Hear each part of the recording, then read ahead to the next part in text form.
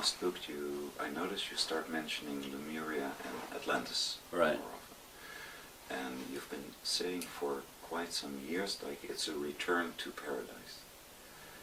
And so the only question I wanted to ask you, and just see where it goes from there, is the miracle question. Like, suppose a miracle happens, you go to sleep tonight and tomorrow you wake up and everything's different. What do you see? Like, what is this paradise? And how would that look up in this world? Whatever a reality, as what we call a society is a reflection of the consciousness that created it, the consciousness that is interacting with it and changing it second by second. So we live in a world today which is about limitation, it's about control, it's about suppression, because humanity in general is in a state of consciousness, some might call it unconsciousness, which has a perception of self and the world that's based on limitation, on I can't, and has this missing vertebrae in the neck, so that people tend to look up to other people on pedestals and give their power away to them, be they politicians or bosses or scientists or whatever.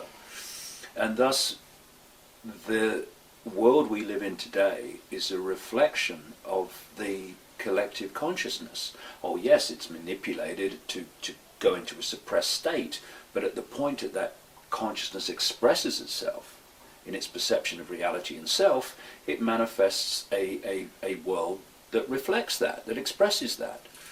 So any miracle question, any different way of living will depend on the level of consciousness that's involved. You know, if we, and I'm absolutely convinced we will, as this transformation we're going through unfolds, we will eventually reach a level of expanded awareness where the idea of imposing your will upon others, the idea of for someone to win, someone must lose,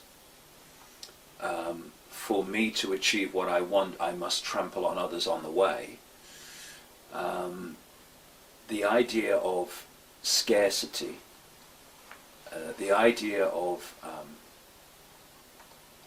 accumulating more and more things as symbols of success, the idea that fame or money, wealth is a symbol of success. All these things would express themselves in the society that level of consciousness would create. Is it something you have a picture of? Like, how would it be different? Well, I mean, the only thing that we can all do is picture in our minds how we would like it to be, and how we would like it to be maybe different in details to others, and that's great, because diversity and expressing your uniqueness is what oneness, infinite awareness is all about. It's all about all possibility.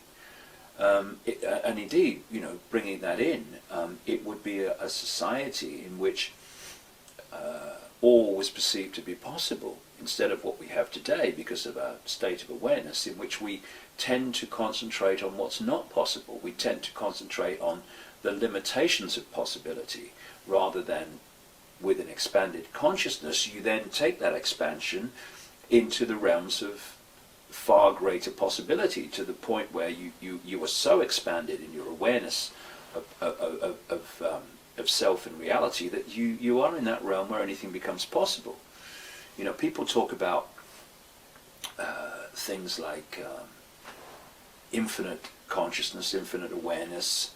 They use terms like all that is, has been, and ever will be, or ever can be, and people from a limited sense of perception go, well, that's impossible. You can't have something that is, has been, and everything that can be.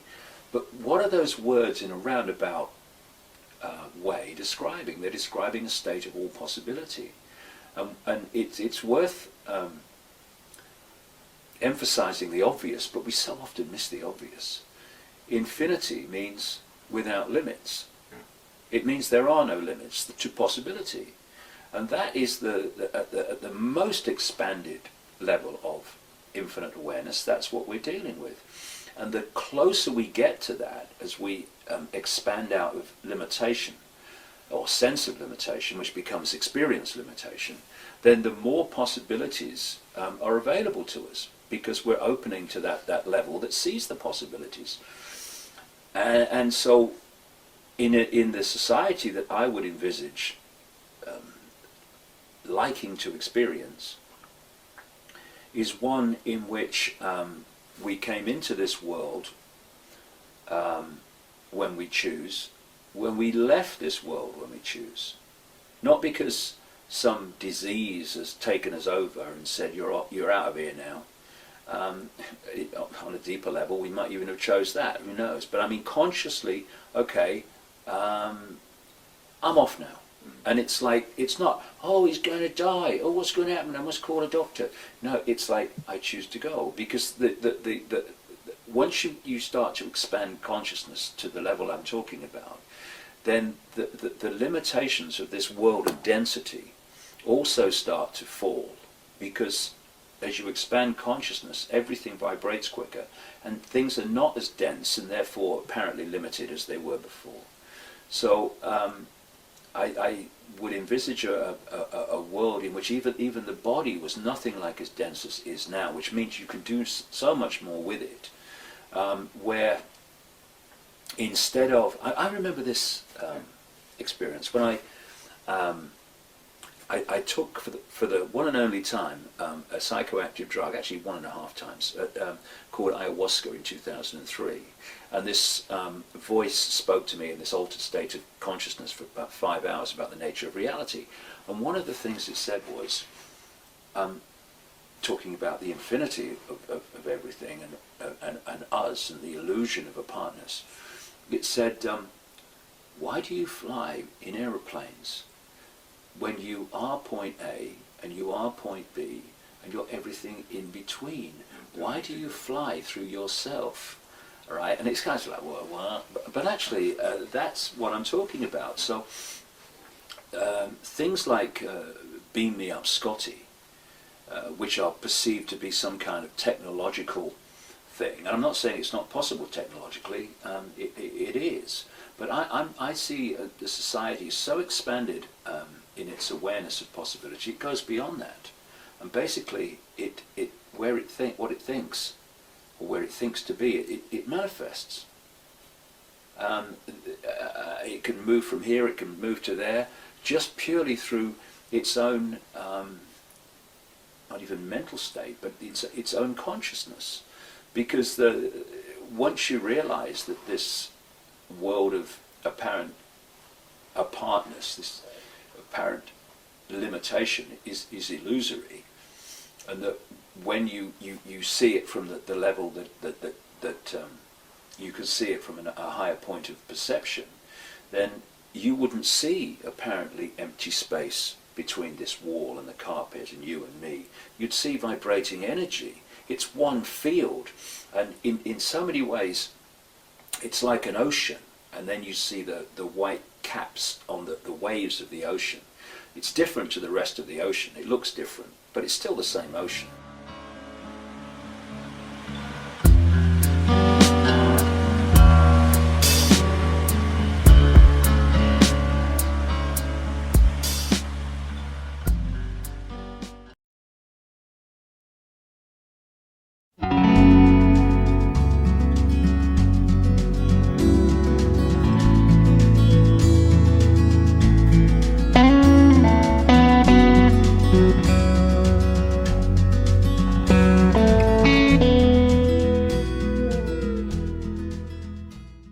We are just like holograms coming out of this unified field of awareness, of consciousness that connects everything, and you can move through this with your sense of awareness. You can move through this field. You can move your point of attention through this field, and so at the moment, because my point of attention is being focused in this reality through this what I call body computer, my attention is here, and so at this point I am sitting in this chair. But if you go to a much more expanded state of awareness, where you go beyond this level of density, then you can move your point of attention from here to the other side of the room, and suddenly you're over there now. And would there still be a David Icke then? Well, the question is then, what is David Icke? David Icke is an experience that my infinite awareness is having. So, in the simplest terms, it's a point of attention. You know, it's another version of moving my point of attention from here to the other side of the room in a higher level of awareness, and suddenly he's just moved across the room. How did he do that? Because he moved his point of attention. And when I came into this reality, just like you and everybody else, my point of attention in my experience became, I am David Icke, born in Leicester in 1952, and you go through his story of that life, and you identify with his story.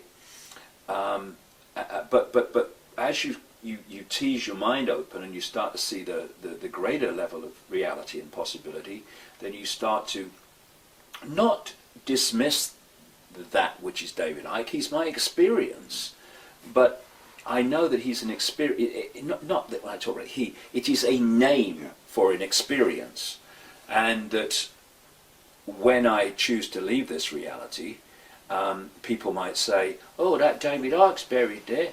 Yeah, no, there's an experience, and the name for an experience is buried there. Like you described with your mind. I'm out of here, mate, because I'm eternal awareness. And once you break out of this sense of I am my job, I am my name, I am my income bracket, I am my race, and all these things, then you do start to move into a completely different level of self-perception, self-identity, and continuing the question of what would it be like, or how could it be. It's like that has moved on in a vast leap of expansion of awareness, and therefore we're in a state where we are creating what we want whenever we want it, because when you look at physical things, what are they? It's an energy field of information. That sofa is an energy field of information, just like you are, I am. That glass, it's an energy field of information. If you could see that in its prime state, which is waveform information, like everything else is, it would just be a vibrating field, and it takes that form because the information is encoded to be decoded into that form,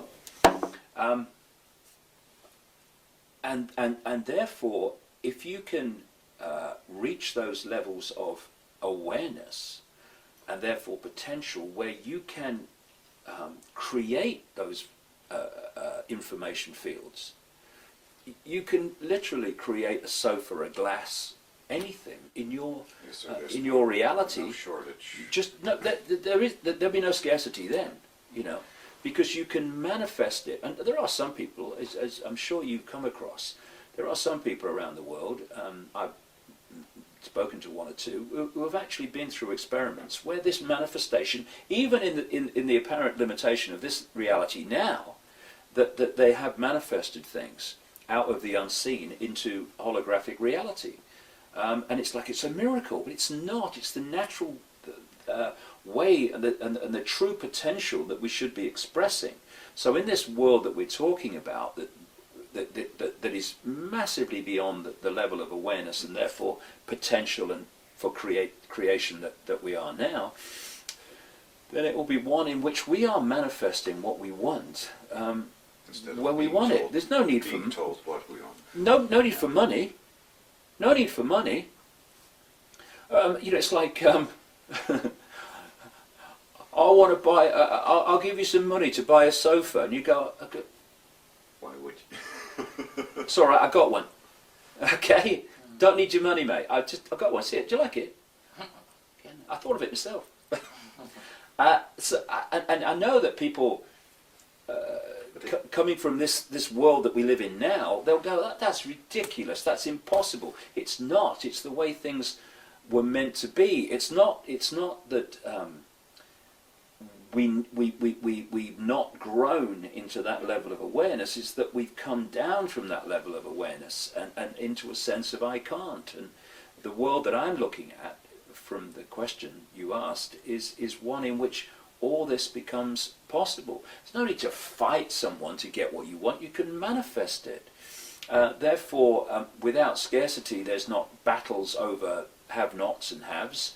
There's not people that dominate others because they've hoarded all the money.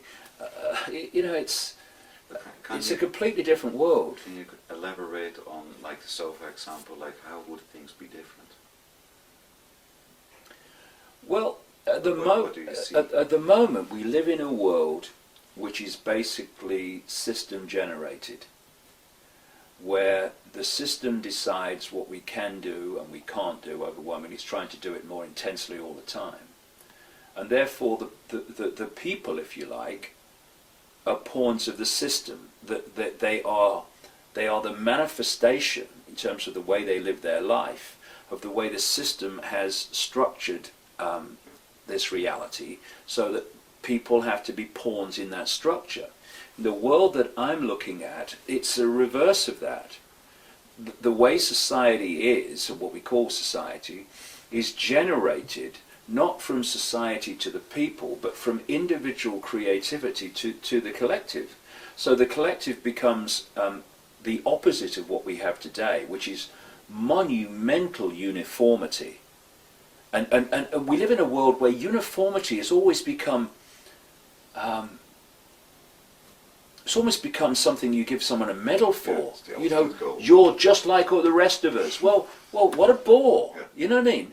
So once we start to access this level of expansion, which leads to a level of self-creation that we couldn't even dream about at the moment, then everybody's expressing their diversity, their uniqueness in what they create, and collectively the society becomes just an infinite explosion of variety, of diversity, of creativity, of imagination made manifest.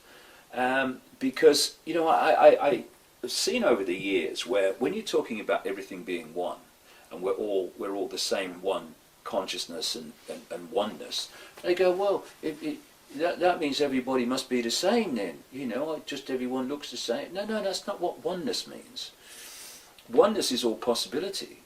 So the more we express uniqueness, the more we express diversity of creativity, of perception, of view, the more we are celebrating all possibility. It's when you come out of that perception of all being one, that you move into these bubbles of perception where people do then start to look and behave the same and act the same, because they're in the same bubble of limitation. Therefore, the potential for diversity gets smaller the more your sense of limitation contracts. As you come out of it, whoa, then you the opposite of that. So the world I'm looking at is one of incredible diversity, where every day you're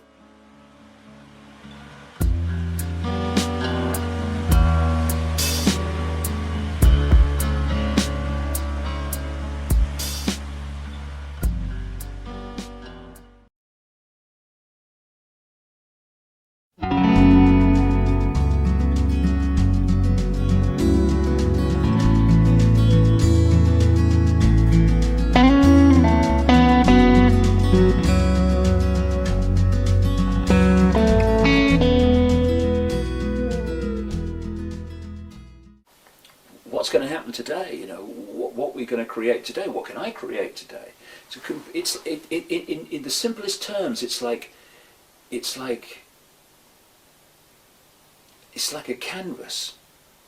It's like a canvas of consciousness, and the artist, individually and collectively, is constantly changing the nature of the picture on the canvas. it was a film which came out some years ago, and basically came and went, and I thought it was absolutely brilliant. I guess it's because where I'm coming from and what I'm interested in, but it was it starred Robin Williams, and it was called What Dreams May Come. Yeah, where, for people who haven't seen it, when these people died, instead of disappearing, which is what most people fear, they went into another level of awareness. And in that level of awareness, which was far less dense than this so-called physical world, what they thought, they manifested. Their consciousness was constantly changing the landscape. It was constantly changing the canvas of their reality. As it changed, that changed. And they needed to get used to the speed with which yes. You see, Martin Luther King said once, the arc of the moral universe is long, but it bends towards justice. Well, what he was talking about was what people call karma, cause and effect. But if you take that on another level, because of the density of this reality as it is currently, that density makes the arc of creation much slower, or appear to be slower in how we perceive time, than it is in other states of awareness. So we go through this sequence of thought, plans, bricks, mortar, designs, doors, and we create in that kind of slow, dense, laborious process. But when you go outside of that sense of limitation into therefore vibrational states that are much less dense, therefore treacle-like and slow in the way they unfold, you don't create the house brick by brick or door by door.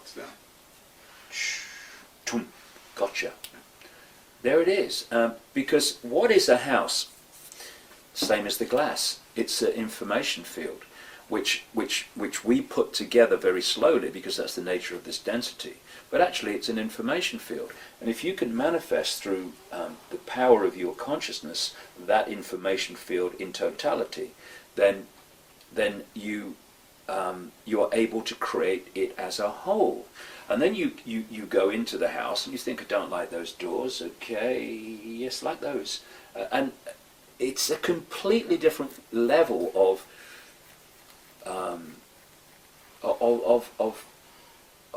perception of reality, of experience. And you talk to near-death experiencers when they leave the body. Therefore, what they're doing is leaving this frequency range of density and this focus of attention we call the human body. And suddenly they are perceiving over multi realities. They can create things. I remember one person talking about the fact that he looked down and he saw a body, even though his body was like gone. He'd left the body, but he still had the body. It's like, or the sense of the body. It's like in the Matrix where Neo looks at his body and he says, well, this isn't real, or where's that effect? And Morpheus says, that's residual self-image.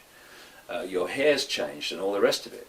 And then this person was saying that as this he got more comfortable with this out-of-body state, then the body disappeared and he just had awareness. But if he looked and perceived a body, it came back. And this is the level of reality and creation that we're moving towards. When they talk about this common theme of the fall of man, they weren't kidding. The fall of man was down into a greater sense of density, what we call man, humans, a greater level of density, therefore sense of limitation. And the sense of limitation becomes the experience limitation. And what we're doing now, we're in this cusp where we're leaving that reality or sense of reality, and we're moving into a new epoch. It's what they call yugas in Asia, or new ages, or whatever you want to call it. The fifth And we're realm. we're moving to a much more expanded level of awareness in which things become possible that today would be miracles, but there's no such thing as miracles. They don't exist. What we call miracles are merely a greater understanding of how to create reality. That's all they are. Which can become ordinary. Yes, yeah. Is that the fall of man, that's connected to Atlantis and Lemuria? Well, you know, what I don't want to do is sit cross-legged on a mountain and say, you know, ask me anything. I'll tell you about it. I'll give you all the answers because I know it all. We're trying to get down this rabbit hole and to uncover as much as possible. And when you're talking about things like that, well, you know, there's probably a hell of a lot more to know. But the way it is described, and certainly the way that the various ancient cultures describe what some people call the golden age before the fall of humans, the fall of man, it was this far less dense, more expanded awareness state in which things were possible that are not perceived as possible now. Like, you know, when they talk in some of these ancient texts about the incredible long lives that people used to live, and they go, that's not possible. No, it's not possible now. It was, however, possible in a completely different energetic state. And that's what I think, you know, understandably, you know, we're born into this world and we look around and we think this is how it is. But it's not how it always was. And it's not how it's going to be again. You know, we have this perception of time moves forward. Therefore, wherever you are must be at the cutting edge of the story. But actually, you know, it goes like that.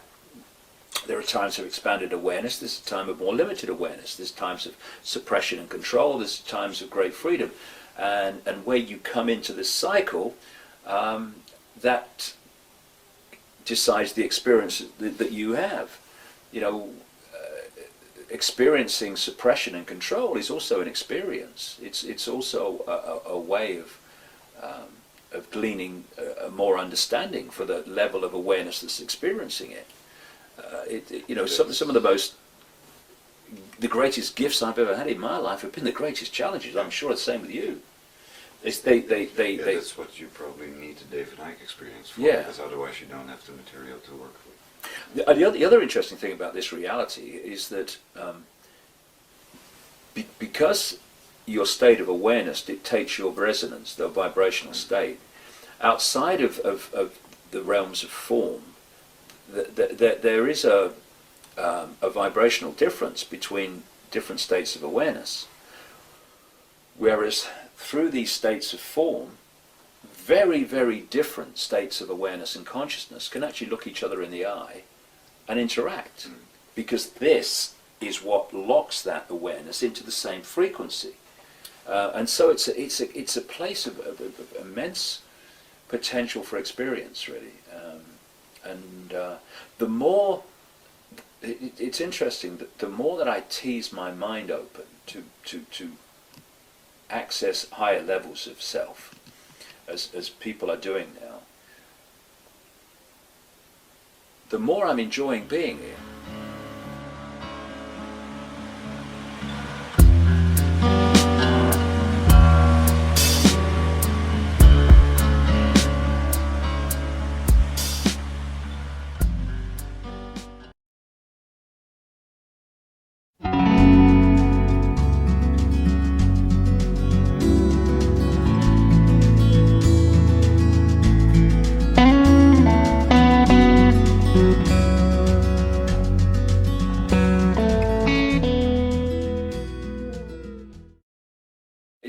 You know, you'd think, oh God, I can see what it's like out of this body. I want to get out of here. I don't. I'm enjoying it more now than when I was earlier in my life. Looked around and it was.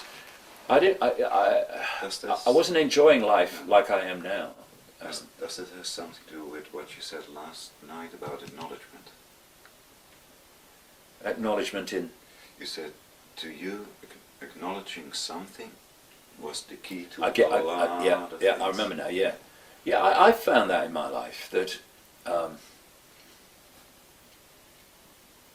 a lot of the experiences we have are giving us the potential to remove the onion rings of programming, to free our minds to open to a greater sense of possibility, reality, self-consciousness and all that stuff.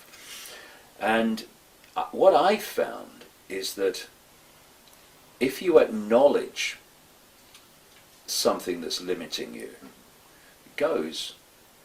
It's like, you know, they talk about subliminal advertising and subliminal images. Well, subliminal literally, I understand, translates as below threshold. It's below the threshold of the conscious mind to see it. Now, when it's a fascinating thing. When I first realized this, it was like, whoa.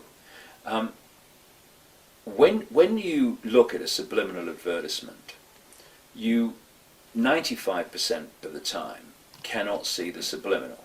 You only see what the conscious mind can see.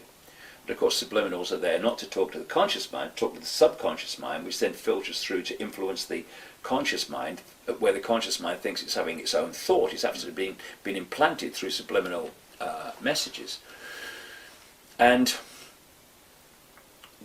you look at it and you can't see it. And then someone points it out. Now, from the moment someone's pointed it out, every time you see that picture, the first thing you see is the subliminal message. It's extraordinary. It is. The first thing you see. Why? Because it's gone from below threshold to the conscious mind. The conscious mind has acknowledged its existence. At that point, that subliminal ceases to have influence as it did before, because now it's no longer, if you like, secretly communicating with you. You can see it, you've acknowledged it. And in the same way, when we have patterns in our lives, this is why taking responsibility is such an important road to freedom. When we have things in our lives we don't like, and we're immediately, it's your fault, it's your fault, it's your fault. Well, what you're saying in effect is, you have power over my life, I don't. But you're also in denial that we're actually, those people or those situations that come into your life are not this guy's life because of something you're putting out. Now, when we take that responsibility back and we say, okay, I don't like what's going on, but there's something that I'm putting out that's drawn this in, or there's something that I need to experience, and acknowledge that experience, that understanding of what that experience is telling me, because it's trying to give me something and it's trying to show me something, or it's an expression of something I'm putting out in another way. Once you acknowledge why that pattern is in your life and not in their life, what it is about you that's making that, it goes. Because by acknowledging it, as with the subliminal messages, you've brought it into conscious awareness, and once it's into conscious awareness, it's gone. And this is why looking at the patterns in our life, which we don't like, and acknowledging why they're happening to us and not someone else, brings an end to them happening. Because while we're pointing out there, it's your fault, your fault, your fault, what is happening is we're not acknowledging why this is happening to us and not someone else. So what happens? It keeps happening, because that attachment, that connection has not been broken by acknowledging why it's you and not someone else. It's about, taking responsibility for our lives is absolutely prerequisite to taking control of our lives. Do you remember that in 2004 I sent you an article about subliminals on the Dutch television? The one in the Disney and in the... Right. Yeah. Yeah. I used your sex picture. That's flowers. right. Yeah. That's right. Yeah. Well, if you go on the internet, you put subliminals in, and you'll see a picture of flowers. Someone's coming in. Are you all right? You trying to break in? It's like my mother used to say when we were skint when I was a kid. She said, if anyone breaks into my house, she said, I'll help them look. Right. But if you go in and you look at the subliminal of just like flowers and stuff, well, they then point out that actually the word sex is written in the way the flowers are drawn. The space between them makes the word sex. Now, people look at that and it's like, I can't see a subliminal, no, just flowers, plants.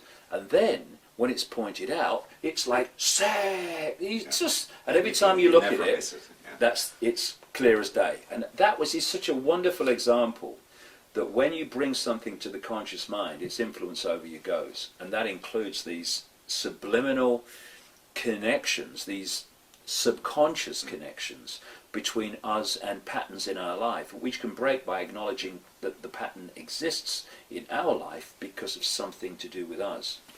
Would it also provide a way for people to listen to the information you're giving? That one of the, what I can see, automatic responses from hearing what you have to say is pointing again, like it's them that's doing it to us, without looking like what's keeping me in the experience of being controlled, being limited. Well, what I'm saying, in effect, is two things. Well, actually more than two things, but in the way that we're talking here. A, this is how we're being controlled. This is the structure, this is the goal, these are the methods of manipulation. But, number two, it's only possible because of us. How can a few control the many unless the many allow it to happen or allow themselves to be diverted into game shows and focus on the basically the pap and the irrelevant, so that they don't see what's actually happening in our lives. This is a whole point that I'm saying. Yes, we need to know that this structure exists. We need to know how it works and how it manipulates us, and we need to understand what its goals are. But we also need to understand primarily that it exists because we're allowing it to exist. And the thing is, it's a simple process really. If the majority give their power away to the few, and a lot of it is give your responsibility away for the few, instead of how could I have let this situation happen, it's, hey, it's that political party, it's him, get rid of them. No, hold on a second. They collectively, this control system is a manifestation of some state of collective human perception, awareness, whatever you want to call it. And therefore, when we move to another state of awareness, and a massively part of doing that is to take responsibility for things collectively and individually in our lives, then that control system will cease to exist, because the foundation that allows it to manifest, which is humans giving their power away, will have gone.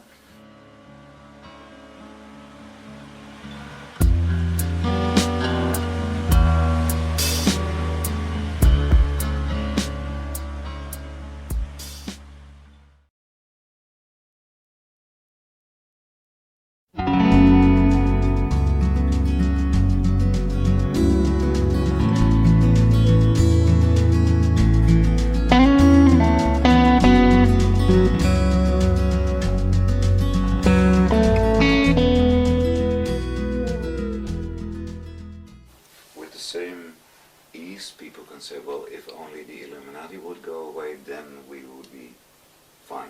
But they can't go away unless we change. Yeah. That's the whole point. Maybe they just play a very good role in the point of